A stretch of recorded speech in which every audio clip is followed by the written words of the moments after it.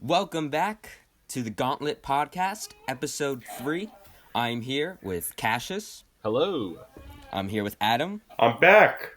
Nice. And today we are going to be discussing Come and See from 1985, a war film by Russian director Elem Klimov, which follows a young Russian boy by the name of Florya, who joins the resistance fighters in efforts against the German invasion in World War II.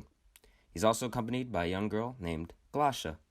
And the film is essentially a demonstration of the effects and horrors of war shown through the lens of this young boy. Adam, what'd you think of this film? I liked it.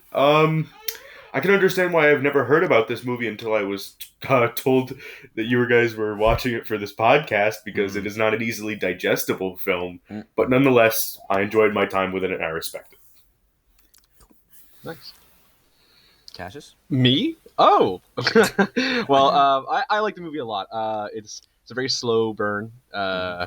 It's actually, I wouldn't say it's a slow burn, but it's a burning movie nonetheless. It takes a long while and it drags you through the mud, no pun intended. Yeah. And it definitely, reveals a lot of horrible things about war. It's pretty gross. Yeah, and same thing with Adam. Like, I never heard of it until you recommended it, Tommy. So like, and now seeing how horrible it depicts all the events, I can see how people shun their eyes from it. Yeah. So right off the bat, I'm just gonna say this is my second favorite film of all time. Wow. Okay. Nice. Which, I mean, that alone kind of tells you how much I adored this film. Yes. But more specifically, I mean, I can't find a weak aspect, in my opinion, of this film. I think it delivers on Child acting. every aspect of filmmaking. It's brilliantly directed. The pacing, while slow, the pacing feels never boring. Nope. It really is a not entertaining in terms of subject matter, but entertaining in terms of how great it's made. Yeah. And so I really do love this film. So first, let's talk about the cinematography and camera choices, the framing choices. Now, I'll start because the first thing I noticed is the aspect ratio. It's got black bars on both sides, which from the get-go, I mean, you're already creating a kind of tight, claustrophobic space for the audience to view this film. And even the opening shot alone, I mean, it's a close-up of this guy right behind him, right? Tight framing, already establishing, right? Even more of a claustrophobic feeling. And there's a lot of great camera choices to frame and close-ups, specifically of the characters' faces, right up close, which really gives this more intimidating kind of overall feel to the film. So right there, I really do think the tight framing really helps kind of with the tone and atmosphere that it's going for. Well, it's funny you bring that up, actually, because I remember I was watching the movie, a very interesting camera choice that I saw. And I actually loved it a lot in this movie, because not a lot of people do this, especially in the beginning of the movie. The actors would almost look at the camera, like they weren't looking into the camera, but they looked, and then they were looking directly into the camera. They were, yeah. Oh, they were. Okay. They were. I'm pretty sure the aim yeah. was a first-person point of view for the viewer to feel like the character that's being talked to. Yeah, I was gonna bring that up too. I love the choice of the first-person camera, and they do it a lot better than a lot of modern movies, because a lot of modern movies like to take the GoPro approach, where it's perched up high on the forehead and you see the arms and the head, but like the fact there's it's completely absent of all of that, and it feels a lot more first person. It was very almost like provocative, like they're staring into your souls. Yes, because like obviously this film has a really big message behind it. Obviously, it's a war film, but it's anti-war, and it's like the director's just staring at you, and even the title alone, "Come and See," come and see the effects of war, come and see what war really is about. And even in the opening scene, what I really love about there's a really great bird's eye shot. And it's right after the boy, when they're looking for the gun, the boy finds the gun, and it's the first moment for him in the film, right in the opening scene, where he has some kind of sense of accomplishment, right? And then right after that, we get this awesome bird's eye view from the plane, which is kind of like, okay, kid, you found your gun, you think you're tough, but guess what? You're powerless, you're nothing, you have no idea what's coming for you, and then it reveals the title, Come and See. And I just Yeah. think that's a great opening and Yeah. kind of leads up to what we're gonna see. You know. I think a great thing with the title too is like you're saying, right? It's called Come and See, and merely for the fact that like these two kids, especially in the beginning of the movie, are shown to be like they idolize and romanticize war to a point where they're digging up dead bodies, they're digging up Yeah. shrapnel, trying to search for guns, and it's actually that very search that leads the kid to war and this horrible experience that destroys his very perspective, or not his perspective, perspective, but like also his point of view on war, and it's no longer the fun game that it was. It's now the real deal. Speaking about that bird's eye view from the plane with the kid after he finds the gun, I like the thought that it was kind of to show that in war there are small victories that will kind of get stripped away from you as soon as you have them. Just like immediately, it's like he feels tough, and then he sees the plane, and immediately all that pride and like how tough he thinks he is just stripped away, and he's back to being just some kid. Yeah, and through this film we get so many of those moments where, like, I mean, there's really not a moment in this film where there's any kind of comfort at all. And even when you think you're gonna get it, like in that opening shot, it's just like you said, Adam, it's stripped away. And we can see that later when they're bringing the Hitler statue. It's right after they plant the statue, and then they're kind of staying there overnight. And then one of the guys is like, "Oh, we got to go now." And then one of the other men in the group is like, "Oh, why don't we just wait till night?"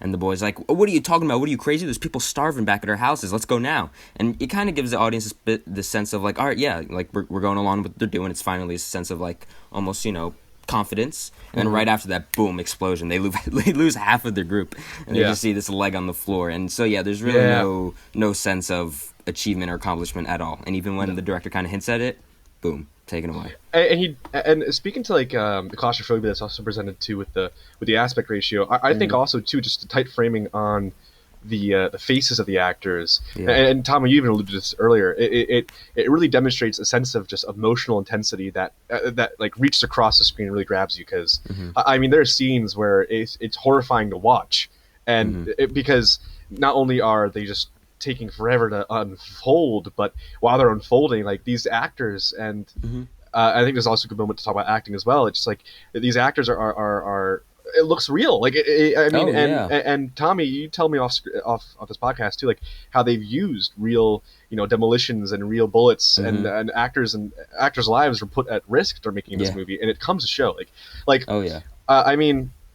I want to bring this up later in our scenes discussion, but also I think this just needs mentioning now, just in terms of acting. But like when I love the scene where I mean, love is a very odd term, but like anyways, the scene where oh my god, where the two I'm sorry, I forgot their names. Floria and Krisha. Yes. They're trudging through the mud. When they think the Germans are in their town, and he's ripping through the layer of mud, and it just looks exhausting, and it's so terrifying. I also think that scene's great, and I think that fits perfectly into cinematography and camera, because it's like a minute and a half shot, and we get no cuts, no breaks. Like in war, there's no breaks. You have to see it. It's like the director saying, like, you want to see war. This is war. There's no like in other war films, maybe it would cut back and forth between angles. Maybe we would just show them going through the mud for a few seconds, then cut to them, finally out of it.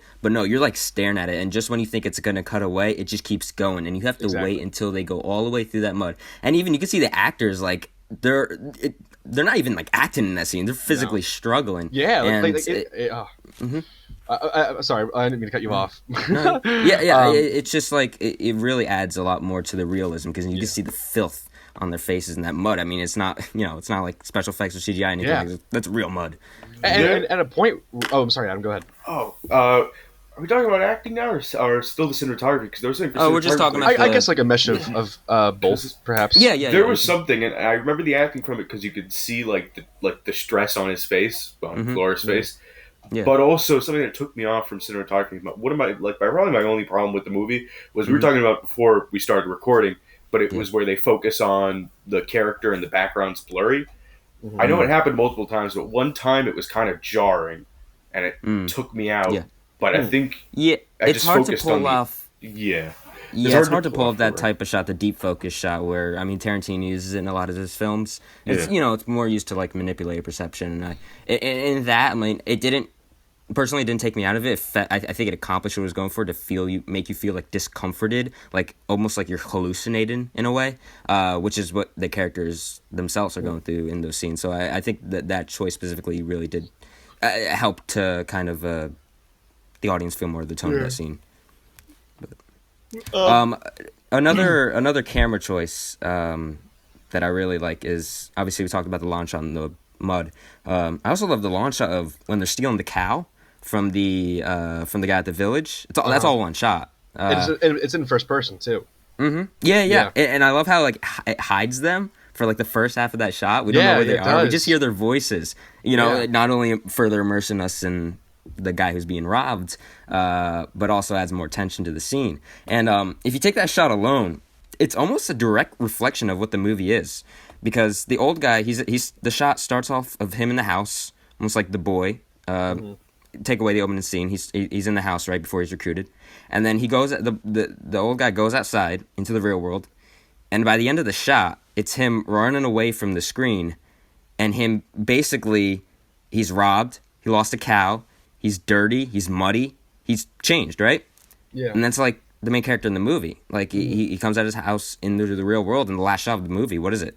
It's him walking away from the frame. So I really like the way that he uses his that Elem Klimov uses his shots and his long shots, and he knows when to cut and he knows when to implement longer shots like that.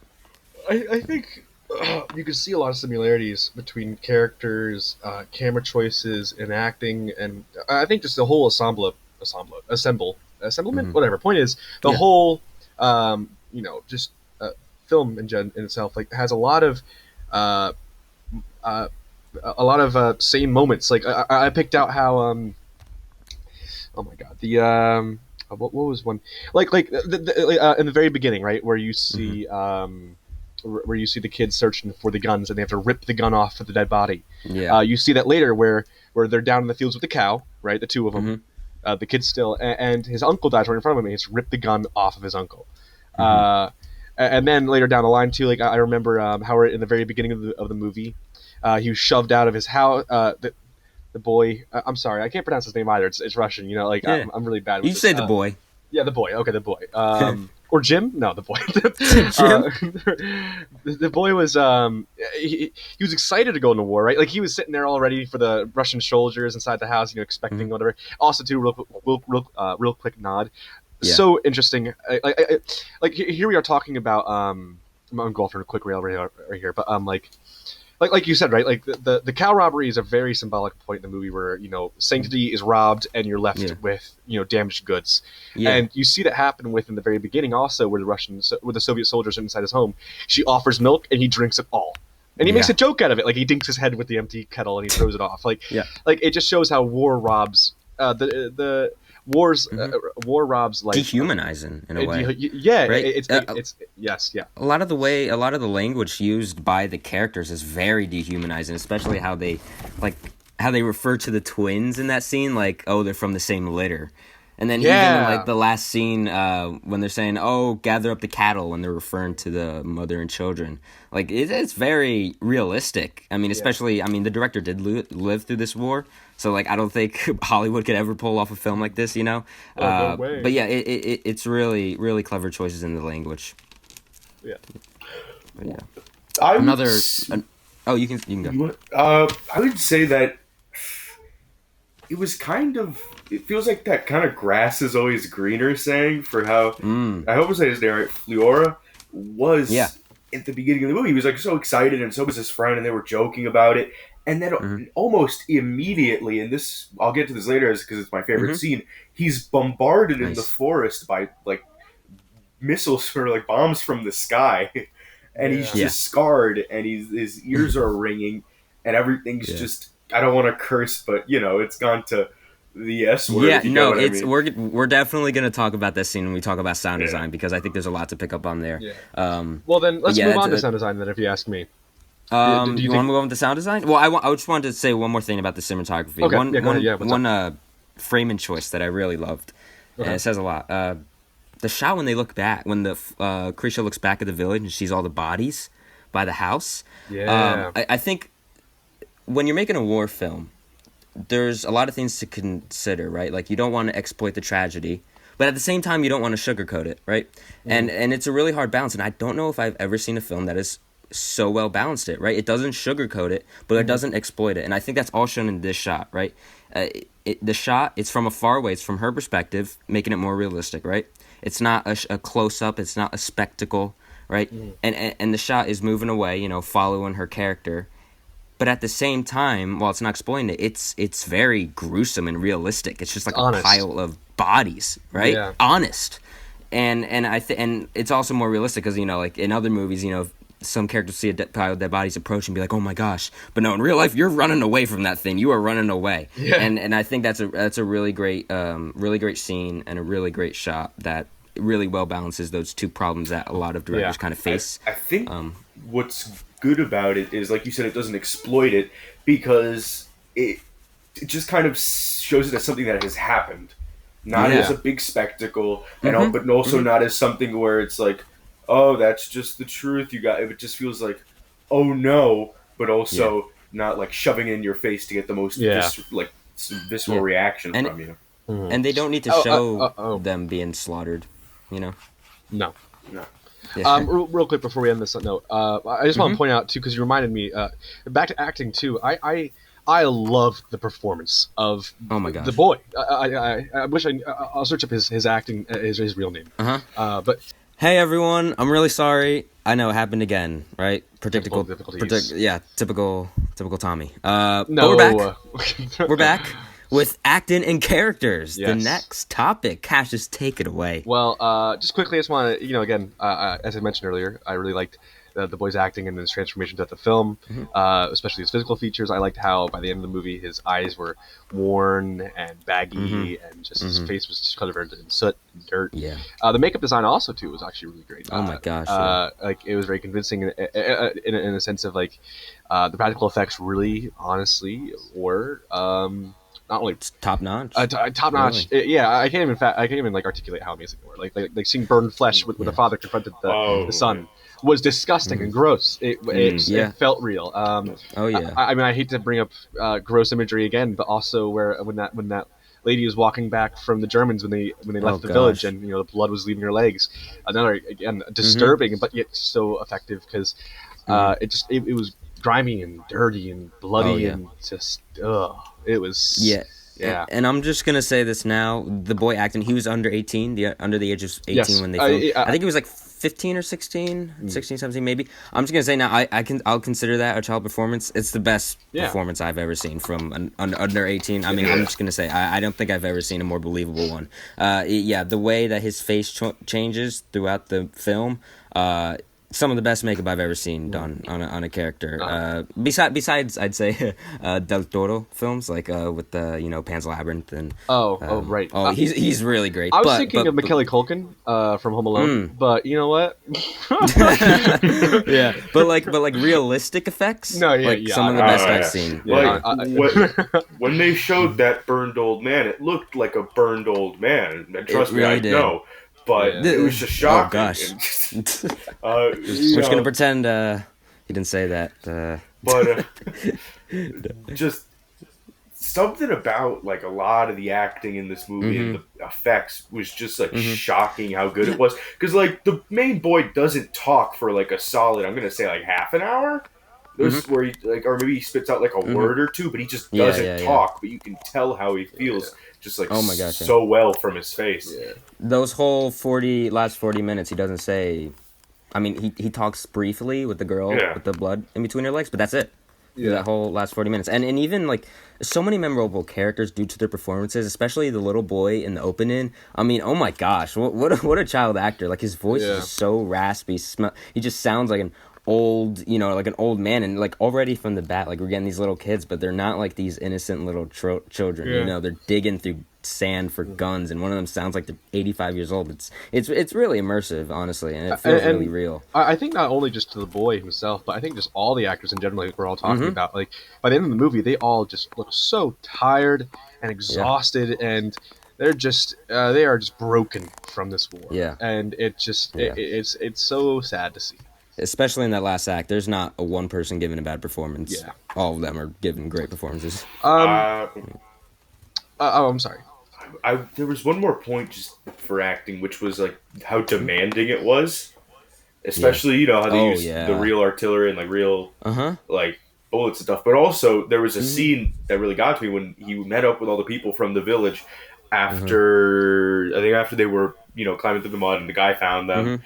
Mhm. When they're all like saying, "Oh, Fluora, we're so sorry that your folks died and whatever," and he just Mhm. shoves his head in the mud, Oh and my gosh. it just hit me like, whoa, Yeah. that's Oh yeah. nuts. Yeah, From and a even child in that actor. I scene, love that scene. That it's scene was crazy. amazing. It was Yeah. so it's not touching, but like it just well, it really was just Well, like it's emotional and it's even so immersive. It's emotional, yeah. immersive. It's just it's so disturbing to see. Like all Mhm. like think about it, right? You're in the middle of your teenage years, and your father, who's Mhm. burning, just told you basically, don't go digging, like as if kind of like to guilt him and towards the Yeah. war, and Yeah. the town grandmas and babushkas who you've grown up with for your Mhm. entire life are all crying and mourning for you, and it's just like he wants to shut his ears, he wants to close out everything that's Yeah. going around him, and it was so Yeah. sad. Like And it's in that scene, it's like the same thing.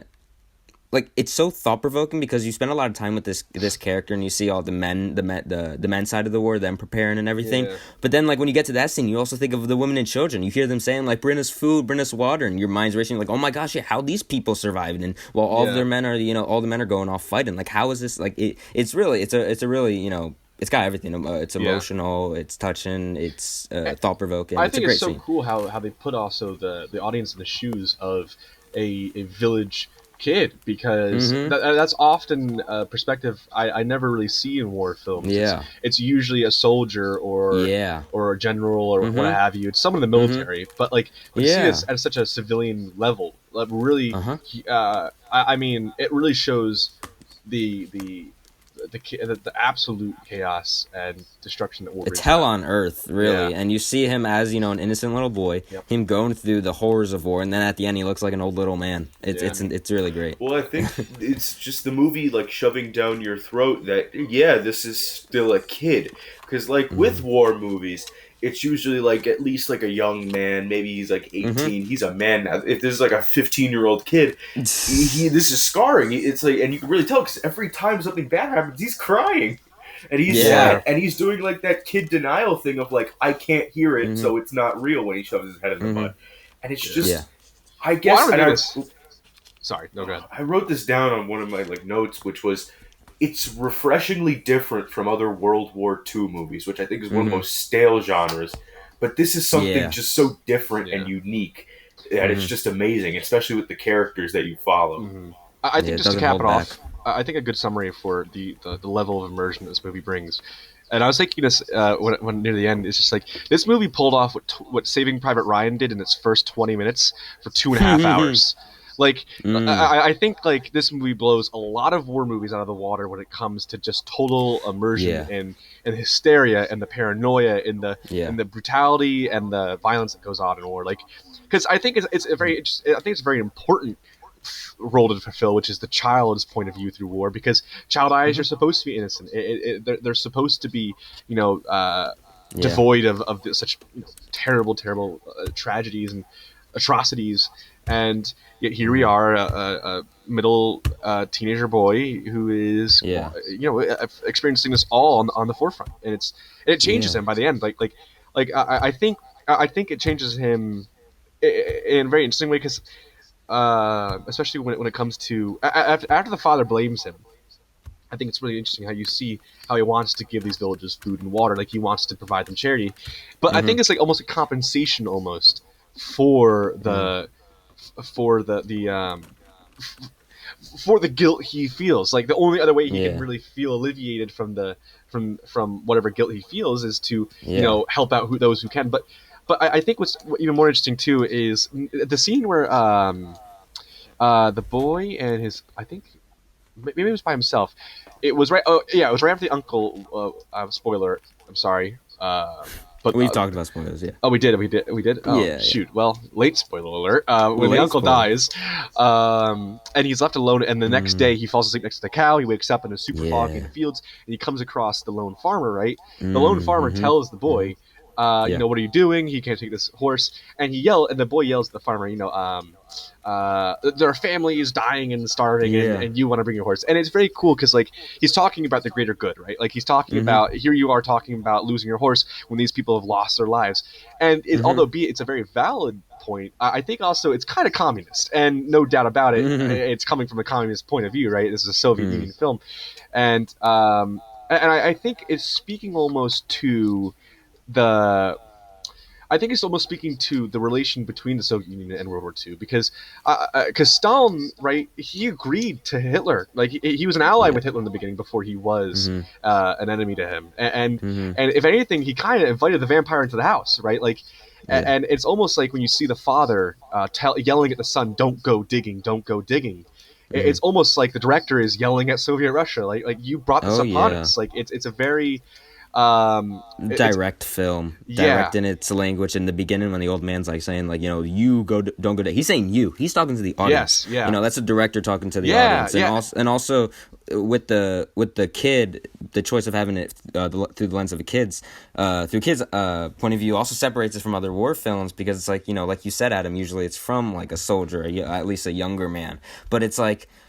We also hear the mention of kids throughout the film at the end before they kill the Germans. They're talking about the children you left behind in the barn. And I think that's the most effective way to deliver this message, right? Like, look at what this is doing to the children. Look at what this is doing to the future generation. And I think that's a great choice to do, really. And clearly the Germans know this, right? Because when they go to the village and they commit their atrocities, and when the Soviets hold them accountable for it, and they're interrogating each soldier one by one, and like the Russian soldiers trying to translate what the German soldiers are saying, you see the blonde one, and he says, he owns up to what he's done. He said, yes, I did what I did, and he justifies it by he says, other countries don't deserve to exist. They're inferior races. Yeah, what a scene. But he said something too that was very what was it? Oh shoot, Tommy, what? Crap. He's just talking about basically your nation doesn't deserve to exist. Basically, he knows he's gonna die. They know they're gonna about to get all massacred. So like, what? Let's just say it to their faces. And I think that's something that you don't see a lot of time in war films. Like usually you have these stories that kind of deliver this message, but and in other war films, if they say it to your face, it could come off as like kind of cheesy, almost like lazy, but it works in this film because of the already established kind of direct look into the audience's soul, right? Like they're saying it directly to the camera, like your nation doesn't deserve to. Yes, he's saying it blatantly out loud, and I think that's really it makes it a lot more direct. Very true to how they did actually feel, because the Germans really did have this master race mentality, and a lot of other war movies. I think they would sugarcoat it a little bit, because it's the way the Germans were thinking was horrible. They really did think that these people were less than human, and this movie just shows that without like no holds barred. Shows that it's really the only way to handle this subject matter. Like no sugarcoating, be honest. And I think it really speaks to the Soviet mentality also, because it's a very personal war for the Soviets, because there were countless souls who were lost during World War II, especially on the Soviet side. I think the Soviets had the most casualties in the entire war. That is true. In fact, check that while I'm saying that. But point being, though, I know it did either exceeded the Nazi the German soldier fatality rate, or it was damn near close to it. And either or, it's still too many lives to be lost, and it's still a very personal war to those who fought it. And especially to the Soviets who feel not only at this point cheated by the Nazis, because they basically backstabbed them, but now they're going not only backstabbing them, but they're going down their own frontier, and they're murdering countless villages and countless lives, and it's a very vindictive feel in this movie. And I think that's especially it's a very European movie in that matter too, right? Because I mean, Americans, I think, don't necessarily have that type of relationship with World War II. It's more or less like we were the heroes who came in and stopped the bad guys. But like with the Europeans who fought this war, they were fighting for their life. Like it was at their front door, and I think it's a very important perspective to take with this movie. Literally at their front door. Yeah. Like, literally. Yes, exactly. And also another thing with characters is I love the way they handle the Germans. Like they don't reveal them until the very end. And even when we do get those moments at seeing them, like what you said, Adam, about the missiles, that scene going down, when we see the Germans, they're off in the distance, like a wide shot. And even when we get close-ups of them, their faces are out of frame, right? And it's like that kind of technique to make them more intimidating, right? By hiding the enemy. And I think that's a really clever choice too. It's so funny you bring that up, Tommy, because I thought it was such a great idea and a great choice. To like you're saying, right? They hid the Nazis for a good half of the movie. Like they were more or less an idea than they were an actual. I mean, aside from the bombs dropping, they're more or less like an impending threat than they were a current threat. Yeah. And it's only when they do actually show up on camera where stuff really gets bad. And but it just I think it also speaks to the impending doom felt by those European countries during this war. Like, although like to a lot of countries, the initial phases of Nazi Germany's invasion of Europe was very fast and almost unpredictable. From there onward, it just other countries had to look forward, sadly and terribly so. They look forward to these. To this type of invasion, and it just like you don't see the Germans, you don't hear about it, but you hear about your armies swarming up and getting ready for defenses. You hear about the radios talking about this city fell and this city fell, and then only until they come to your town is where stuff really gets bad. Oh man, that's why I really love the pacing of the film overall, because even though you don't see the Nazis until the last 40 minutes, you feel the effects, especially when they're like half of their group dies, and then you just see the leg on the floor, like that's German work right there, and then it's like leading you up to like you're seeing all these horrible things happen. These are effects of the Germans. You're not seeing the Germans, but then it's like building up to the very end. It's like it's a great build-up. It's a great pacing for a really important story. Speaking of pacing. There was something, and this isn't a complaint about the movie, but it is a thought that I had while I was watching it. Sorry if you hear something. I have a parrot, and it's going off right now. That's awesome. But hey, motif in the movie. There was a scene. It was after they burned down that village. The Nazis burned down that village. It was towards the end. Like it was like probably less than half an hour left in the movie. But Fleur he's crumpled on the ground, and the village is burning. I was thinking to myself, if they faded to black right now on this zoomed out shot of the burning village, and just that is how the movie ended, to show like this hopelessness and this like small feeling of this boy and his loss, I could accept that as the ending of the movie. That is not a problem that I have with the actual ending of the movie. That was just a thought that I had. I think the last shot specifically, when we go into it's gonna say.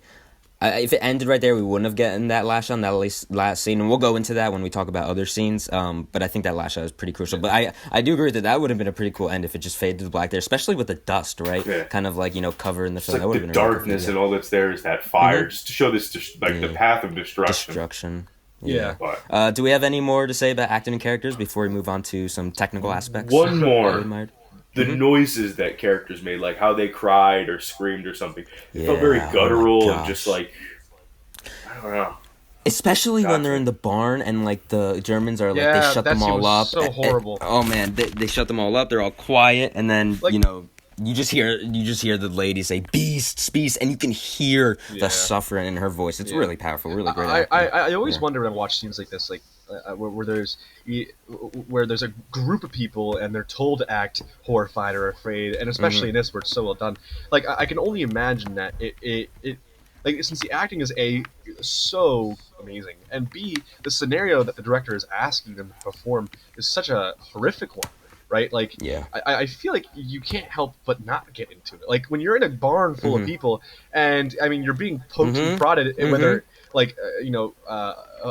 actually by Nazis, or I mean I'm not going to equivalent, a director telling you to scream to a Nazi holding a gun to your head. But the point being, like the scenario definitely is there. Like you're still in a barn with a bunch of people and be told to scream, and I can only imagine it gets to the actors' heads and it shows.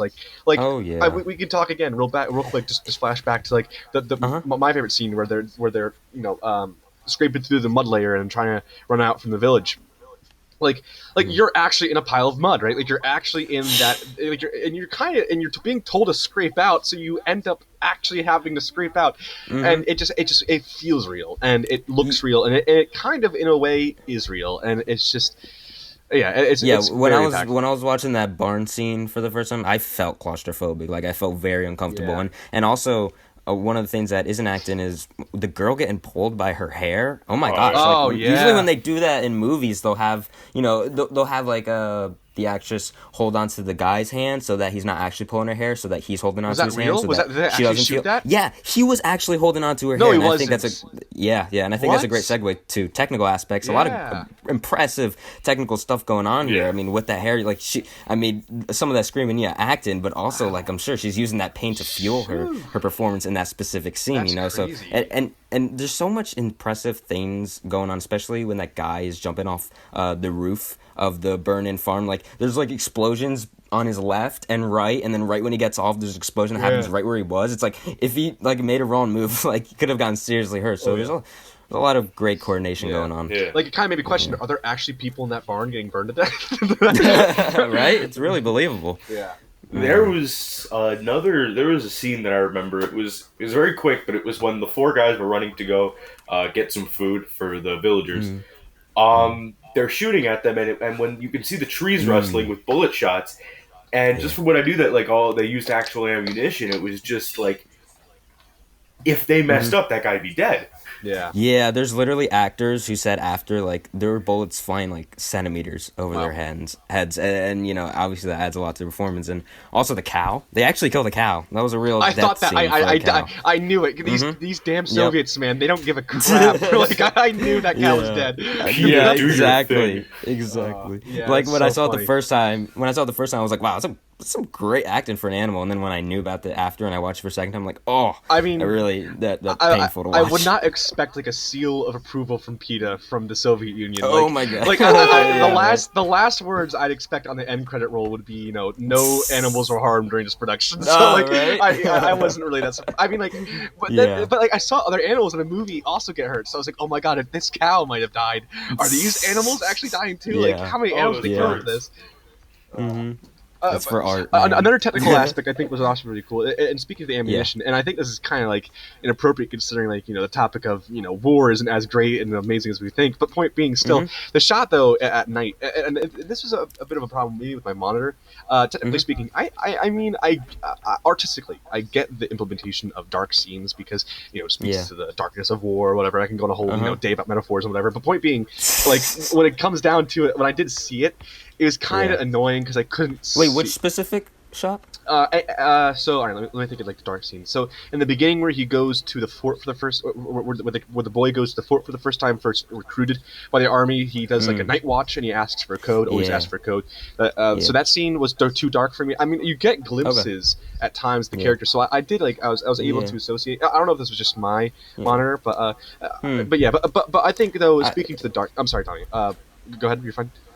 I mean, I liked it because, like, if it was any brighter, I feel like it wouldn't have been as immersive in that scene because we're seeing exactly what the boy's seeing. It's, like, very blurry and dark, and, like, he can't exactly make out the faces. And I also think that scene's really great, a thought-provoking scene because it's, like, in war, you have to make really tough decisions, when those people are approaching. It's like, do you shoot them? Do you wait for them to answer? And it's like your morals are being tested. And I think that's a great thought-provoking I agree, too. And just real quick, too, like, I was also trying to reach to, like, the point of technically speaking, I think the demonstration of the bullets, I know again like inappropriate but whatever, but like beautiful in a way, like because it was dark, right? It was super dark, and seeing the flashes of orange and it was a really cool mesh of colors, and I mean again for all the bleakness that is drenched in this movie, the color palette of the lenses and this director is absolutely astonishing. Like the dark greens that you get from the grass. It really is so beautiful.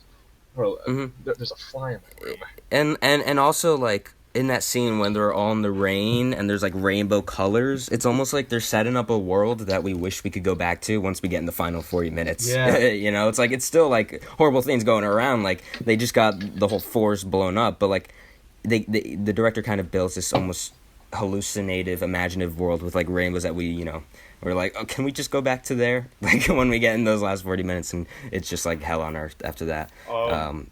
I think that I guess bringing this up would be a nice segue into like our favorite scenes. So I'll mix the technical and favorite scene, which is the forest bombing, which was my favorite scene. Nice. When the bombs are going off around them. Yeah. And especially the aftermath of that, like the little fallout where it's ringing and then there's no sound and they're kind of stumbling through and there's these German troops like stuck in the trees around them.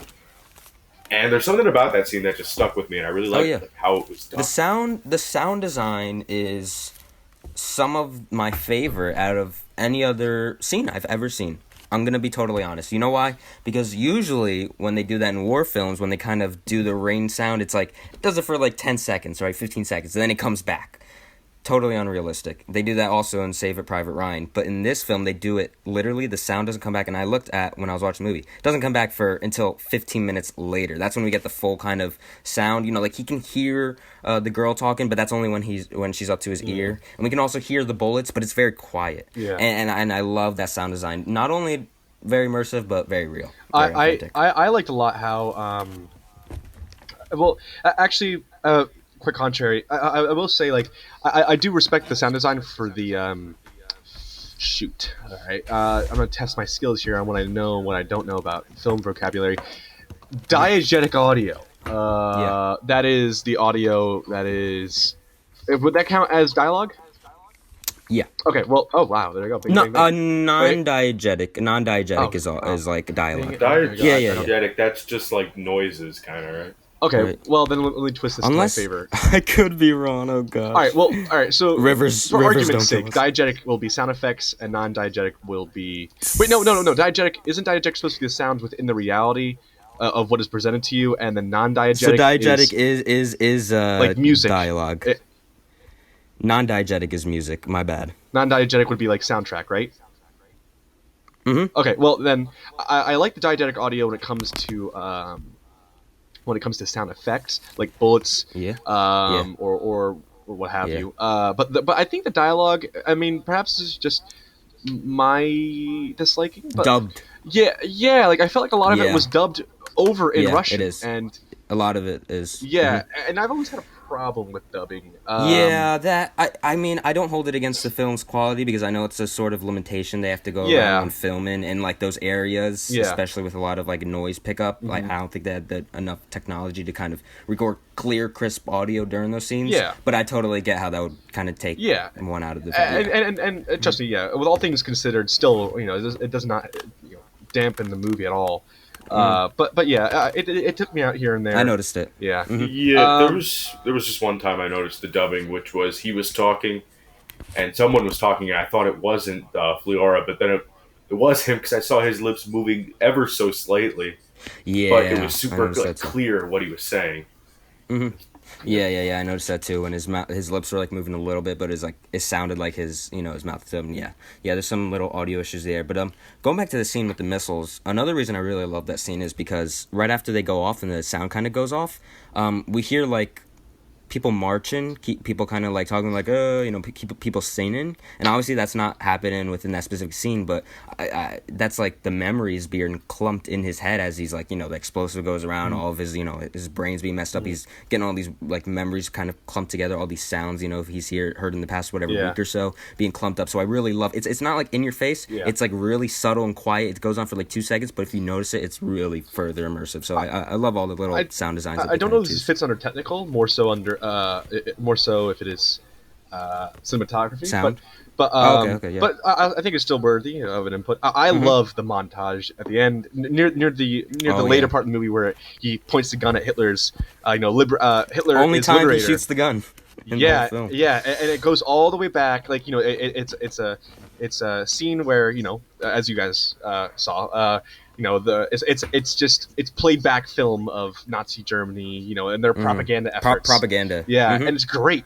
because Oh, and it man. ends right at Hitler's family Yeah. tree, where he's a baby being held in the arms of his mother, and it's just like it Isn't that the really, question? Isn't that the question? Hitler as a baby, right? And yes, I kind of took that scene as like, this boy may have all this hatred for this man, right? After seeing the effects of what his army has done to him, but he will never take an innocent life. He will never stoop down to the level that Hitler was at.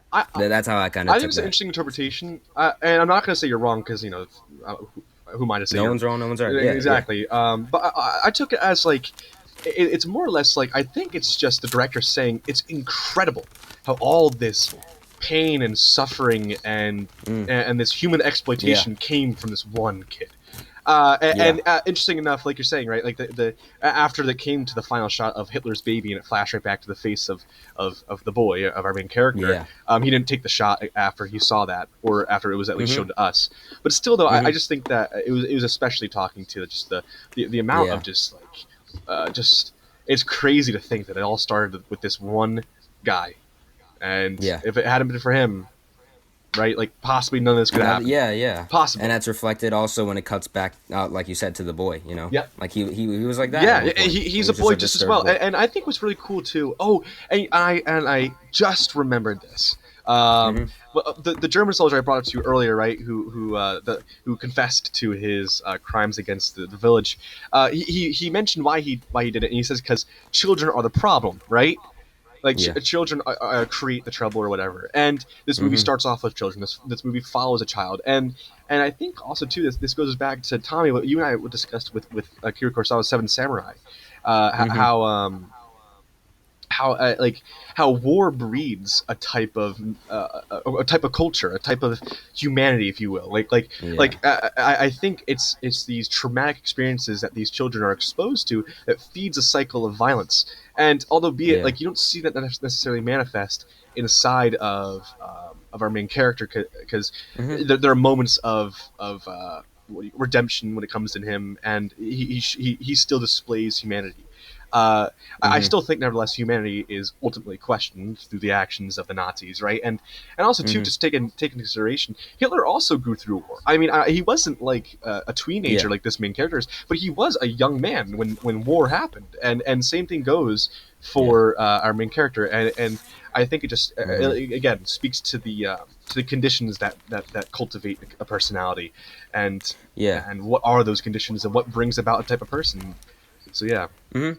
Yeah, and like we said earlier, we see that he looks like an old man at the end. Like war ages these Yes. little children and makes them more capable of evils. Yeah. Especially like you said when he stole the horse from the old guy. Like like a kid his age probably wouldn't do that, but because he's seen the effects of what Yeah, he knows he has he's to brought do. to such He, an action, and although it's not yeah. as severe as murdering someone, still nevertheless Mhm. it is an awfully bold and Mhm. and probably questionable action, because I mean, like, Yeah. because his in the main character's defense, his theft of the horse could be could be justified by, like you said, there are families dying and they're in need of this meat, and this is the least problem that you'll come across. But who's to say Yeah. possibly that that man won't need it down the line also when the Germans invade, right? Yeah. Mhm. There's a lot of gray area in this movie, in the sense Oh of yeah. I actually, I don't know if there's a lot of gray area in the sense of in the nature of war, but there's a lot of gray area brought I think towards. there is. I think there There is shown in is. this film, especially by all the gray color and maybe like that it's kind of shown, like especially with the cow. There's like and when he's in the barn, there's a lot of gray color, and Well, especially on his face, and all the people have gray color, and I think that might be like a little bit of a I like what you're saying, a line in with that. I only say such things as assertive as, there's no gray area perhaps because I feel like this Hmm. movie outright says war is bad, and Well, yeah, yeah, yeah. that's more or less what I was trying to say is like this movie makes no question about it. War is awful. War has no benefit, and Hmm. you will just suffer no matter what. Yeah. And it's like the most important message for humanity. That's why it's so direct. To people Exactly. looking at the Yeah. cameras. Yeah. And just to finish off with sound, one thing I want to mention about with the sound, there's a lot of the. Just to give you an idea, we only see one character die in this whole film explicitly. It's when the man is shot in the barn. Other than that, we never see anyone outright die. We see them before. We see them. We kind of hear them die, Huh. or something happens, right? And then we cut back to them. But the way that Klimov kind of hides the death scenes and everything, especially with the barn, that makes it so much more horrific because our imagination is a lot worse than anything we could be shown. And especially in the barn when the barn is being set on fire, we hear the screams and they just fade away, and it's horrific. It's funny now that you bring that up. I'm starting to think too because I see other directors do this too in their movies, but topic at hand here, right? Like the deaths that are shown. Sorry, what was the one that you cited? The only and even that death you could interpret as he got shot in the shoulder, the old guy in the barn. When he looks up, that's the only time we see someone presumably die. I actually I think you're forgetting there was the scene with the Germans who were lined up and accused. We see them get shot. Yeah, but we don't see them get shot though. Yeah, we see the aftermath of the. We see after they're shot. Yeah, we see the killers. And see, I'm we don't see in my head, but we don't see them die though. We never see them die though. That's what I'm saying. Like everything is kind of hid away. Okay. So their imagination kind of makes the worst of the situations. Okay. Yeah. So, which I think is a great choice from the director. Yeah, that's very interesting. You bring that down. Then I'm starting to see that pattern. Yeah. I had something to bring up, and I don't know where this fits in, but I think it's pretty good. The relationship. Well, right now we're going into scenes in our last section, so talk about any scenes you want to talk about. I guess this fits with scenes. It's one between Fliora and Glasha. God, there was just because I kept thinking of a quote through it that's just from something else, which was, "Can love truly bloom on the battlefield?" And that's a Metal Gear Solid quote. I know this is a movie. No way. Nice. Yeah. Wow. Just like this. Yeah. Just their relationship through their scenes, and especially I think it was after the bombings, the scenes that came after that, where they're just kind of acting like a couple, like a romantic couple. Yeah, they're like they bond over this laughing trauma and crying. that they had together, and the survival that they had together brought them together. But this was something I was thinking about. And I want to hear like your guys' opinion on these scenes between them. Yeah, well, when they're bonding over laughing and crying, it's like these are people whose worlds are being destroyed around them. These are people who are losing their sanity. They don't know how to feel in these moments, and that's the way they kind of bond over their traumatic experiences by what we're seeing on screen. So that's how I kind of took that specific scene, the laughing and crying, and then also like when it's raining, it's like their only truly happy moment throughout the whole film. I mean, which is ironic, right? And also like when they're cuddling, when he's talking like, "Oh, I'm gonna bring you back to my family. I'm gonna bring back you. You're gonna see my twin little sisters," and then she kind of like covers his mouth, like because she kind of just like I kind of took that as like, no, don't get your hopes up. Yeah, exactly. She knows, and I know I know exactly what where they are almost in a way. I liked. Well, I mean, perhaps maybe because my mind was elsewhere. Maybe I don't know. But like, I think maybe even this was an initial, purposeful move, but it was disturbing at the same time. Like, I don't think they were, and I think this is a good choice. They weren't shot like roses and petals. Like it wasn't. It was still a very disorienting sequence of events to see them bond.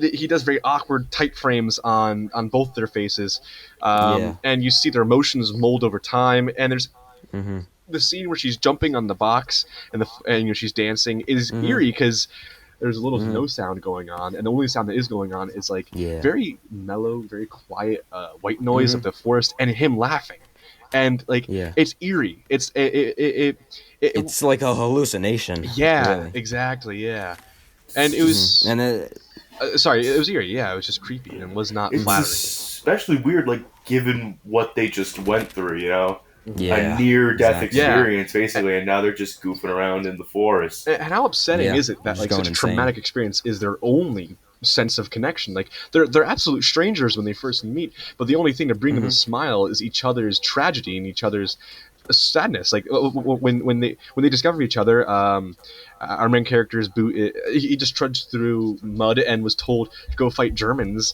and war is coming to a full realization, and she's in the middle of the forest crying. Like they're both extremely upset when they meet each other, and that's when they start lying.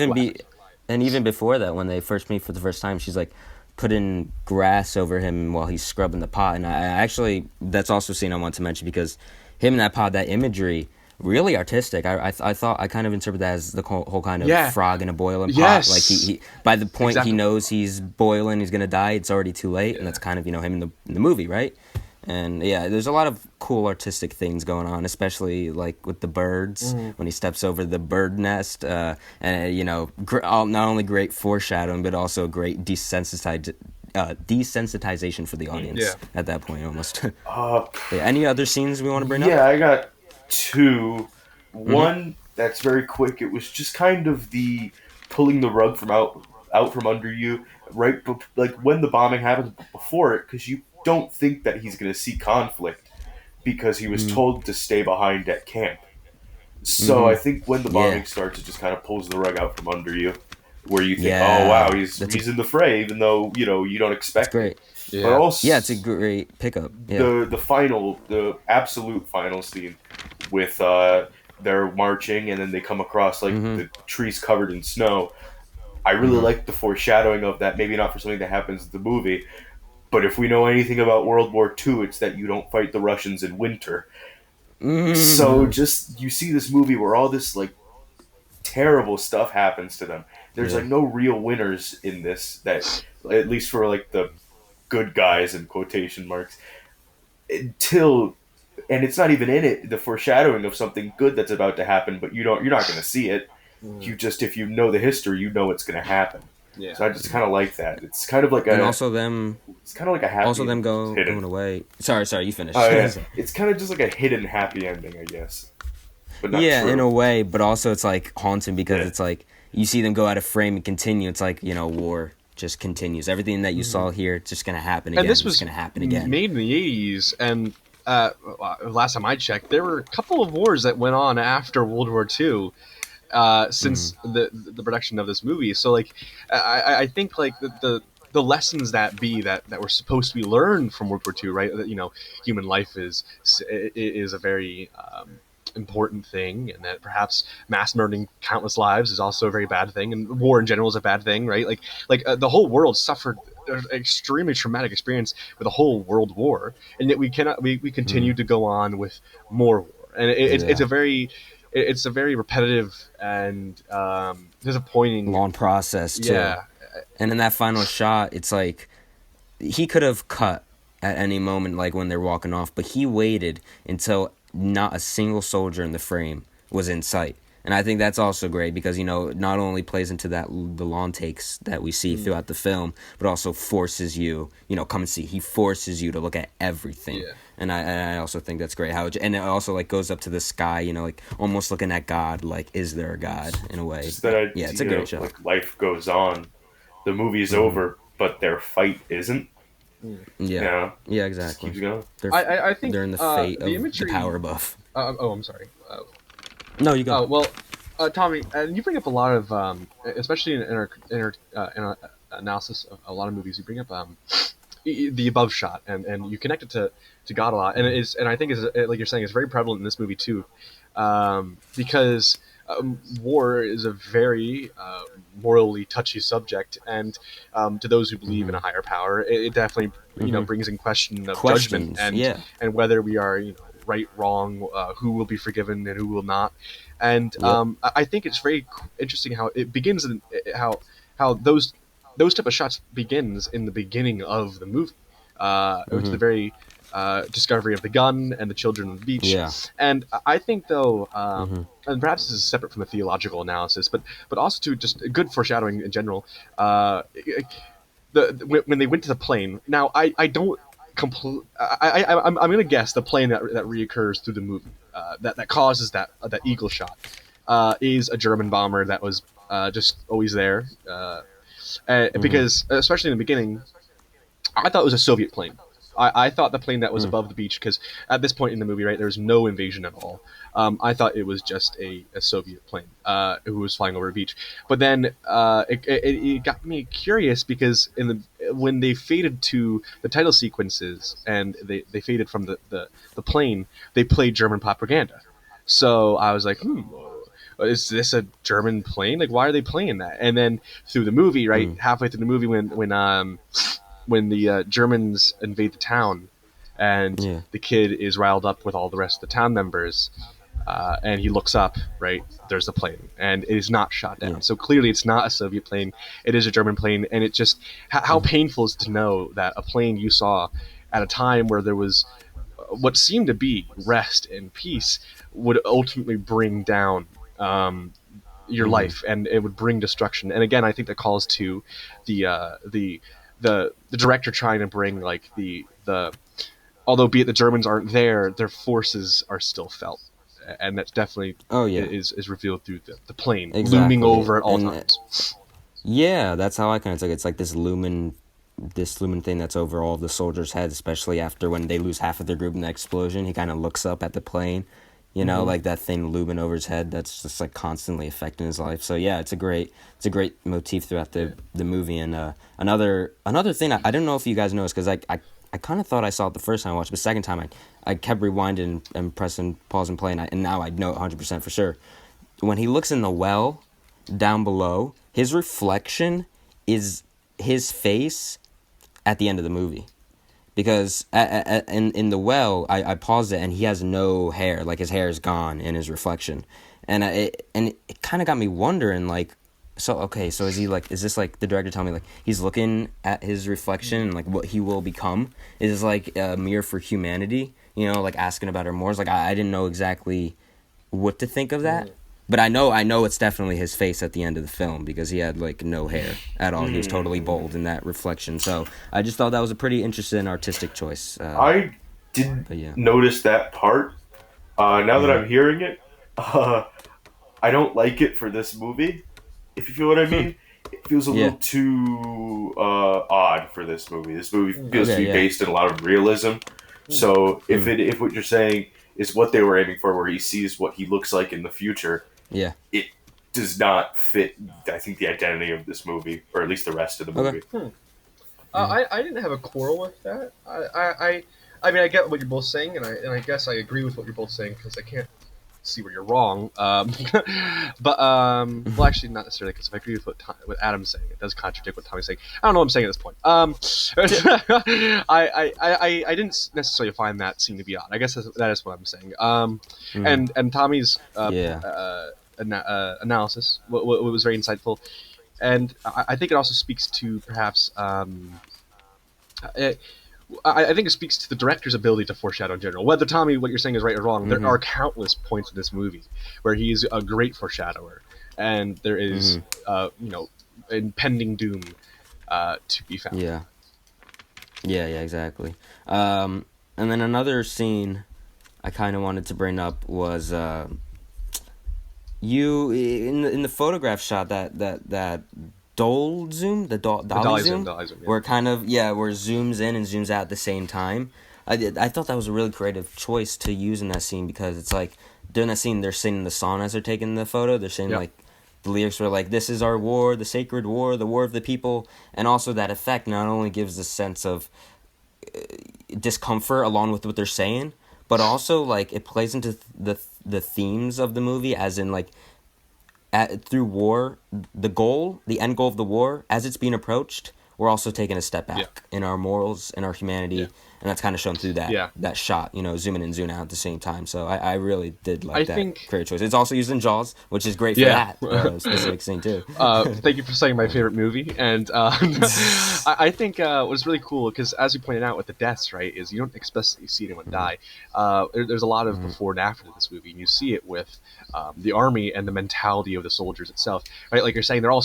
I didn't necessarily. I mean, I found what they were saying to be disturbing, because I mean, we all know what happens, right? Like.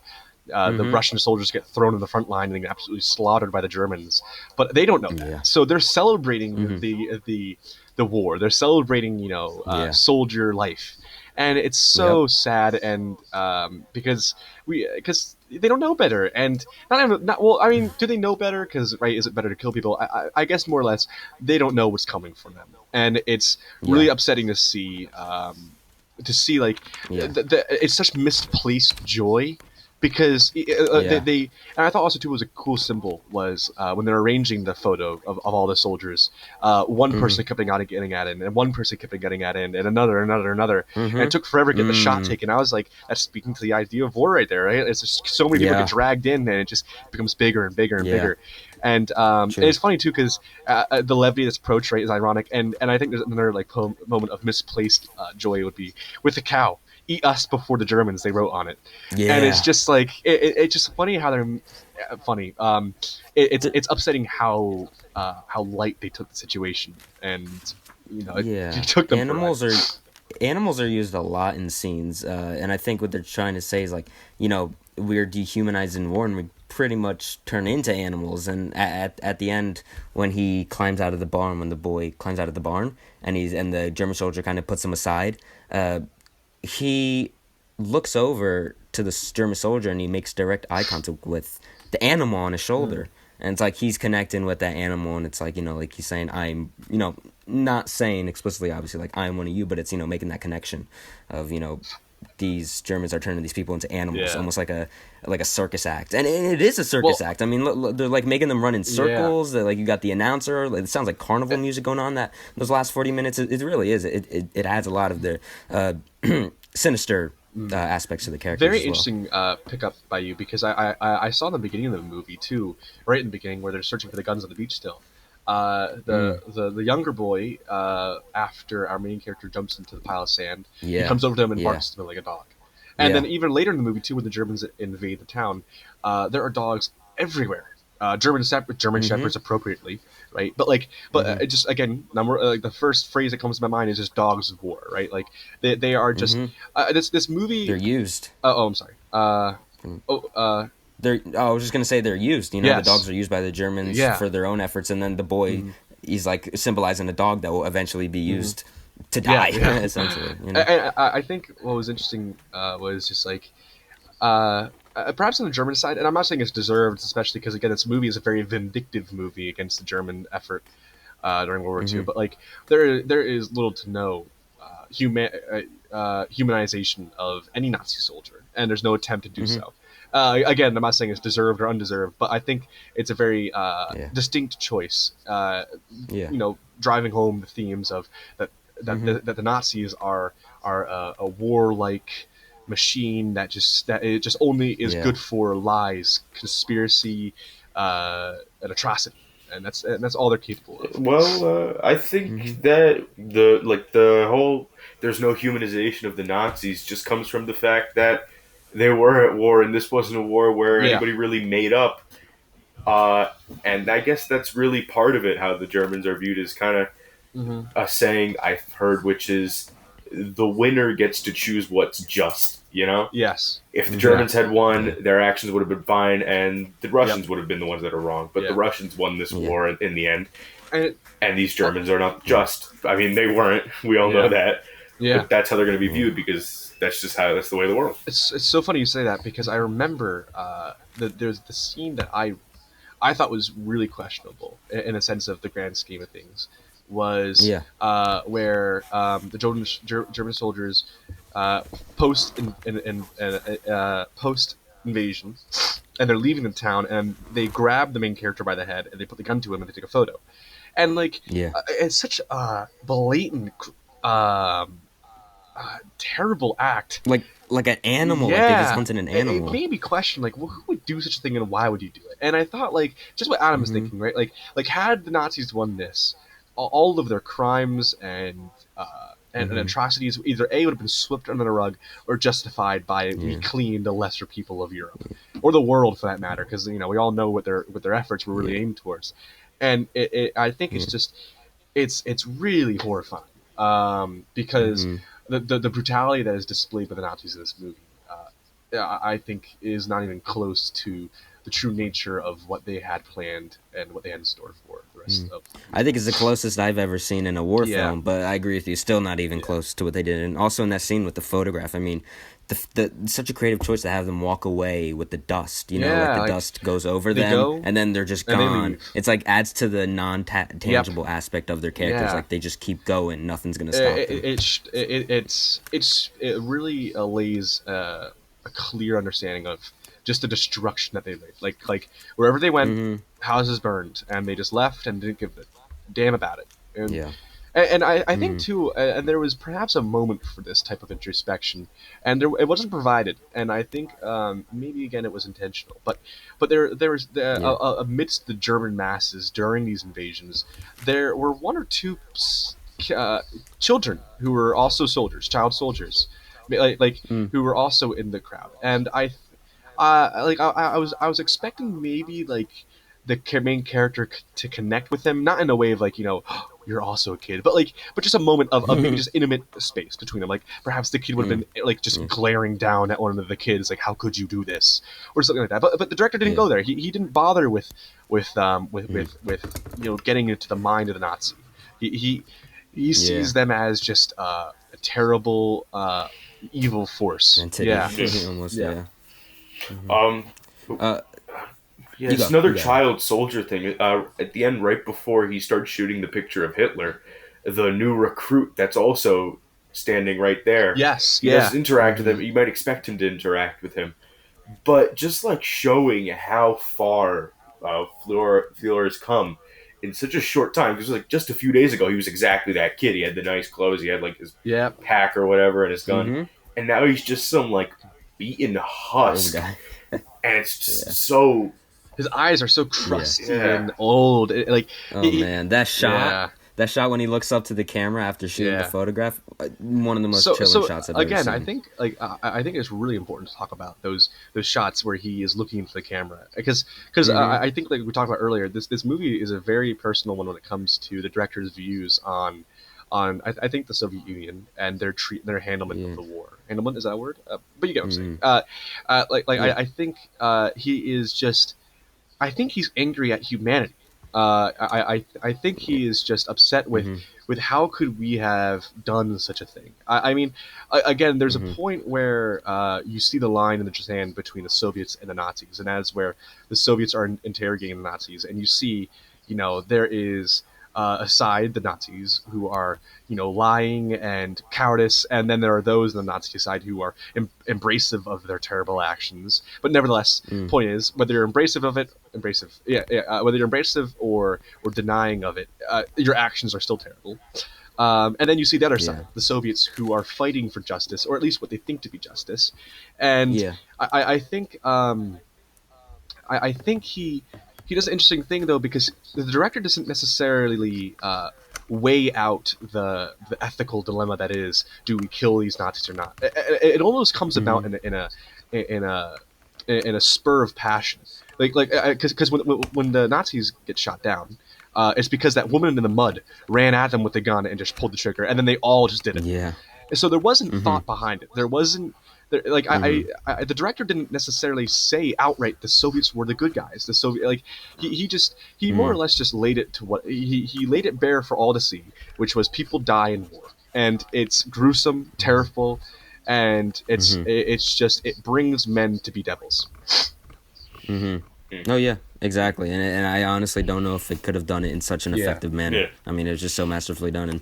And do we want to go into our favorite scenes? I know, Adam, you said yours. Cassius, do you want to go into your favorite scene? Or do we have anything else we want to analyze or talk about? My favorite scene was brought up, before? So if you two... Because, Tommy, I didn't hear about your favorite scene either. I'll go... Yeah, I can go after. Unless you want me to go first. Adam? I already did my favorite scene, which was the... Yeah, Adam his favorite scene was with the missiles. Right. Which is an awesome awesome Tommy, scene. So lay it down, buddy. What's your favorite scene? Okay. My favorite scene is when the music kicks in, by far. I mean, the opera already. I mean, that song is the final song, "The Requiem for a Dream." Yes, I totally agree. Yeah, and it's I mean, if they were to use it in most other movies, I mean, obviously depending on how well it's crafted, it could feel just cheap, just to invoke some kind of emotion. But at that moment, you're already feeling so haunted and disturbed by what you just saw. That music just further enhances it. And like we bring this up a lot in the podcast. The importance of music not invoking emotion that we're not already feeling from the film.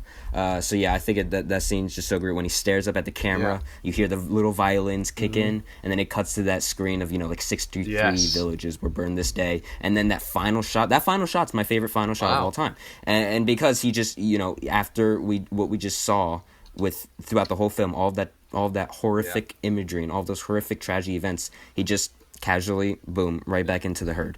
And he just like keeps walking, and it's an awesome shot through all the trees, through all the woods, and then the director doesn't just cut to black. He waits until every soldier's out of frame, stares up at the sky, asks the question, is there a God, or our morals are tested, and then it just fades to black, and then I think it's just such a amazing scene. What about you, Cassius? Well, as I mentioned before, my favorite scene was the scene with the mud, right, and them climbing through it. I think a good way to wrap this favorite scene up would be like, I just want to remark on what you're saying, because I love the movie Amadeus. Mr. Rivers. I haven't seen that yet. I haven't seen it. It's pretty good. You have? Oh, I love that movie so much. Telling me you gotta watch it, but like. Mozart. I don't know. I mean, I know the movie itself is historically inaccurate when it comes to the relationship between Mozart, and I know that's not necessarily what I'm trying to get at. What I'm trying to get at is the movie ends with the composure of. Whoa. No. I don't mean like it actually ends with, but like the movie takes place over the lifetime of Mozart, right? So so they cover the composure of that piece. Okay, yeah. That's awesome. And that movie. Can't wait to watch sorry. it. Trust me, I'm not gonna spoil. I would never. Don't spoil it. Don't spoil it. But that movie. Sorry. That music. That piece of music itself, though, is shrouded in death. I mean, the purpose of it itself is to mourn about a death. But I think like. I mean, obviously, this is in testament to the overplaying of the piece in morbid moments. Yeah. But I think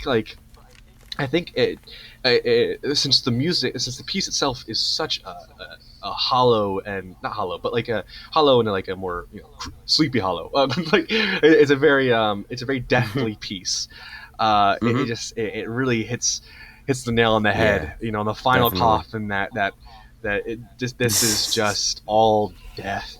Yeah, it just pretty much. It's very impactful because this movie doesn't really have music, like ever, except really for the opening credits, and then this part, which is a song about death and a very heavy song. And and the only other music we get is diegetic. When they're like burning the building, we hear like the opera in the background, and then it turns into like this sinister music that they're listening to while burning down. So even the diegetic audio that's used is so well implemented, and there's really no non-diegetic music except, and that's why it's so much more impactful when it finally plays.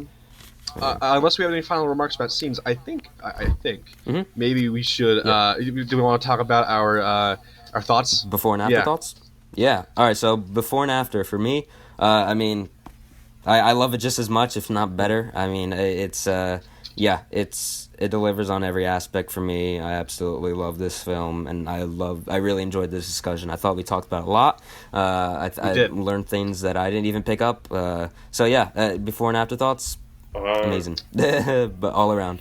Cash, do you want to go? Sure. I guess it didn't change my like personal liking of the movie. I still think it's amazing. I still like it a lot.